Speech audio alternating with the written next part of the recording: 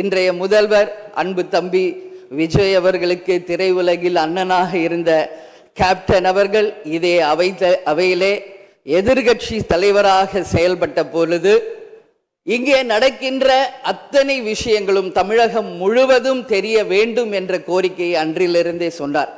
அதனால அந்த விஷயத்திலும் நடுநிலையோடு இருந்து ஆளுங்கட்சி சைடு மட்டும் கேமரா போக்கஸ் பண்ணாம சட்டமன்றத்தில் நடக்கும் அத்தனை நிகழ்வுகளையும் நேரலையில் தமிழக மக்கள் அனைவரும் தெரிந்து கொள்ள வகையில அந்த சரிசமமான ஒரு வாய்ப்பை ஏற்படுத்தி தர வேண்டும் என்பதை இந்த நேரத்திலே நான் கேட்டுக்கொள்கிறேன்.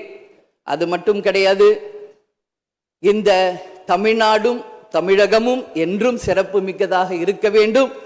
எனவே என்னுடைய முதல் கோரிக்கை, இனிமேல் தமிழ்நாட்டில் நடக்கும் அத்தனை நிகழ்வுகளிலும் நமது தமிழ் தாய் வாழ்த்துக்கு முதல் இடத்தை கொடுத்து பிறகு மற்ற மொழிகளுக்கு முக்கியத்துவம் தர வேண்டும் என்பதை இந்த நேரத்தில் நான் ஒரு கோரிக்கையாக இந்த அவையில் வைக்க கடமைப்பட்டிருக்கிறேன்.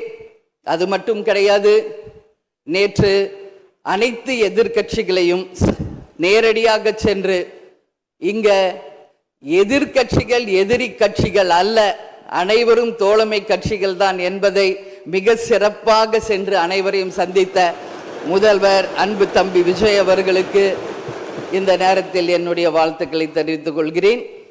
அது மட்டுமில்ல, இந்த அவை தமிழ்நாட்டுக்கும் தமிழக மக்களுக்கும் நீதியையும் நேர்மையும் நிலை நாட்ட வேண்டும் என்பதையும் இந்த நேரத்தில் தெரிவித்துக் கொண்டு, நாளை நடக்க இருக்கும் பெரும்பான்மையில் வெற்றி பெற்று அன்பு தம்பி விஜய் அவர்கள் மிக சிறப்பாக நம் நாட்டிற்கு பணியாற்ற வேண்டும் என்பதை இந்த நேரத்தில் நான் தெரிவித்துக் கொள்கிறேன்.